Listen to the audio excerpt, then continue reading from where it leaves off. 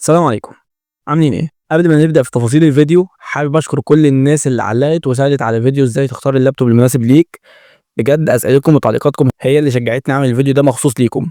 لقيت اسئله كتير بتتكرر حوالين موضوع الناس اللي عايزه تشتري لابتوب يناسب الالعاب والمونتاج والجرافيك والذكاء الاصطناعي، لكن طبعا ميزانيات الناس مختلفه جدا. فانا دلوقتي جمعت لكم اقل الامكانيات اللي ممكن تشتغل عليها الاستخدامات اللي اتكلمنا عنها لحد اقوى الامكانيات اللي موجوده في السوق حاليا.